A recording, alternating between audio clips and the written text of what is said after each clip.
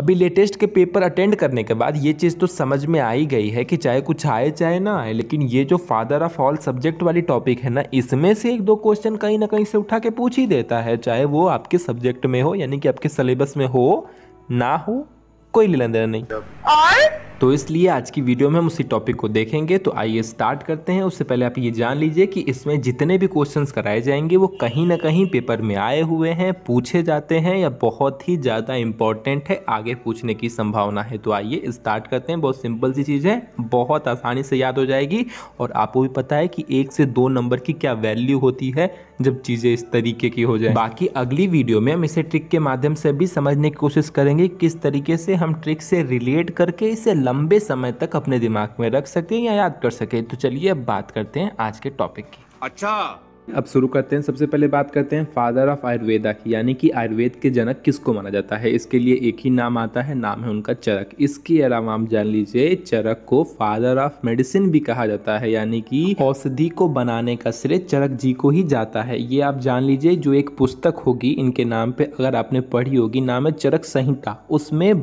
बहुत से ऐसे मेडिसिनल प्लांट के बारे में समझाए गए हैं जिनकी मेडिसिनल प्रॉपर्टीज है, इस वजह से इनको फादर ऑफ मेडिसिन भी कहा जाता है या औषधि का जनक भी कहा जाता है। इसके अलावा आप जान लीजिए कि ये जो फादर ऑफ आयुर्वेदा है, इसके लिए अगर हम अपने हिंदू माइथोलॉजी को देखें, यानी कि हम अपने हिंदू पौराणिक कथाओं को देखें, तो उस कथाओं के अनुसार ये माना जाता है कि जो ये आयुर्वेद के जनक हैं ये आपके धन्वंतरी जी हैं, और जिनको ये जो शक्तियाँ हैं या ये जो गुण है वो ब्रह्मा जी के द्वारा प्राप्त किया गया। क्योंकि आप एक तरीके से ऐसे समझ सकते हैं कि जो धन्वंतरी जी थे वो सभी भगवान के डॉक्टर थे, बात समझ गए। तो इस वजह से इनको भी कहा जाता है, लेकिन आपको मोस्टली जब पेपर की बात आती है तो वहाँ पे आपको चरक देखने को ही मिलते हैं। दूसरा बात की जाए फादर ऑफ फिजिक्स की, यानी कि भौतिकी के जनक किसको कहा जाता है, तो वो आपके न्यूटन को कहा जाता है। ये लगभग सबको पता होता है। बात की जाए फादर ऑफ केमिस्ट्री की, यानी कि रसायन शास्त्र के जनक किसको माना जाता है, तो वो आपके एंटोनी लेवोइजियर हैं। चौथे नंबर पे आता है कि फादर ऑफ मॉडर्न फिजिक्स किसको कहा जाता है, यानी कि आधुनिक भौतिकी के जनक किसको माना जाता है, तो ये आपके गैलीलियो गैलीली हैं। पांचवें नंबर पे आपके आते हैं फादर ऑफ बायोलॉजी किसे कहा जाता है, या फादर ऑफ जूलॉजी किसे कहा जाता है, या फादर ऑफ पॉलिटिकल साइंस किसे माना जाता है, या फादर ऑफ आपके एम्ब्रियोलॉजी किसे कहा जाता है। इन सभी सब्जेक्ट का एक ही सिंपल सा आंसर है, नाम है एरिस्टोटल, यानी कि अरस्तु। सिंपल सी बात है। चूँकि बायोलॉजी, जूलॉजी, बॉटनी और आपके एम्ब्रियोलॉजी, इन सभी के लिए एक ही इंसान जिम्मेवार है, उसका नाम है एरिस्टोटल। आप भी ध्यान में रख लीजिए क्योंकि इससे संबंधित क्वेश्चन अक्सर आते रहते हैं। अब बात की जाए फादर ऑफ माइक्रोबायोलॉजी की, यानी कि सूक्ष्म जीव विज्ञान के जनक किसको माना जाता है, तो वो आपके एंटोनियो वॉन लुवेनहॉक है। या कह सकते हैं कि फादर ऑफ माइक्रोस्कोपी किसे कहा जाता है, तो इसके लिए भी एंटोनी वॉन लुवेनहॉक ही जिम्मेवार है। इसके अलावा बात की जाए फादर ऑफ बॉटनी की, तो इसके लिए थियोफ्रेस्टस जिम्मेवार हैं, यानी कि इनको ही फादर ऑफ बॉटनी माना जाता है। इसके अलावा बात की जाए फादर ऑफ हिस्ट्री की, तो इसके लिए हेरोडोटस हैं। फादर ऑफ इंडियन हिस्ट्री, इसके लिए मेगास्थनीज हैं। ध्यान दीजिएगा, अगर हिस्ट्री की बात करती है तब आपका हेरोडोटस का नाम आता है, लेकिन जब आपकी इंडियन हिस्ट्री की बात आती है तब आपके मेगास्थनीज आ जाते हैं। ये कुछ ऐसे पॉइंट है जहाँ पे आपको डाउट हो सकते हैं, पेपर के टाइम पे खासकर डाउट हो जाते हैं, इसलिए आपके पॉइंट क्लियर रहेंगे तो आपको ज़्यादा सिंपल लगेगा। क्योंकि ऑप्शन में ये दोनों नाम ये होते हैं और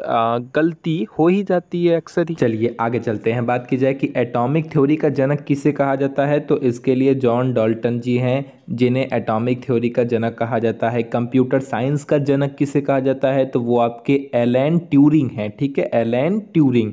बात की जाए न्यूक्लियर फिजिक्स का जनक किसे कहा जाता है, तो ये आपके रदरफोर्ड जी हैं, जो कि नॉर्मली सबको पता होता है क्योंकि ये सिंपल है। चलिए अब आगे चलते हैं। बात की जाए कि भारत में परमाणु विज्ञान के जनक किसको माना जाता है, यानी कि father of nuclear science in India, तो यानी कि सिंपल सी बात है, ये भी नाम बड़ा फेमस है, होमी जहांगीर बाबा, जो कि सबको पता होता है। हाँ ध्यान दीजिएगा, बाबा नहीं भाभा। ठीक है। और बात की जाए फादर ऑफ इकोनॉमिक्स की, तो ये आपके एडम स्मिथ हैं। फादर ऑफ जियोग्राफी ये आपके एरिस्टोस्थनीज हैं।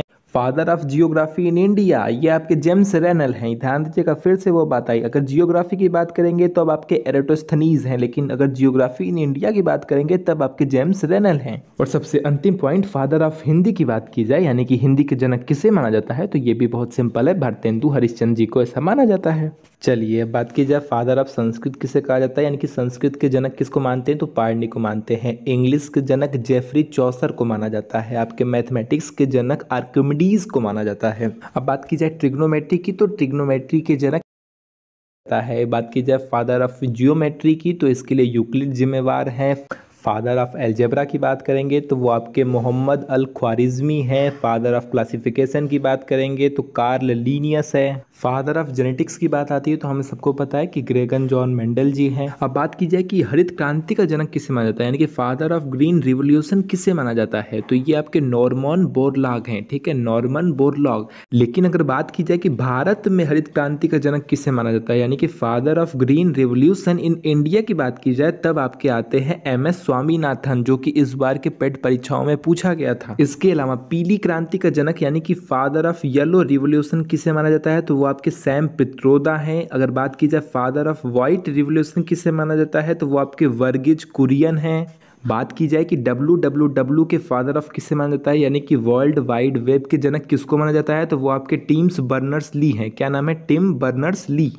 और ये वाला तो सबको ही पता है कि भारत संविधान के जनक कौन है, यानी कि फादर ऑफ इंडियन कॉन्स्टिट्यूशन कौन है, तो वो आपको पता ही है कि डॉक्टर BR अम्बेडकर हैं। तो इसमें तो कोई ऐसी बात है नहीं। तो ये कुछ ऐसे बहुत ज़्यादा इंपॉर्टेंट चीज़ें हैं जिन्हें आपको जानना चाहिए। बात की जाए कि मेडिसिन के जनक किसको माना जाता है, तो वो आपके हिपोक्रेट्स हैं। यही सबसे लास्ट था जो अब तक पेपर में कहीं ना कहीं पूछा गया है।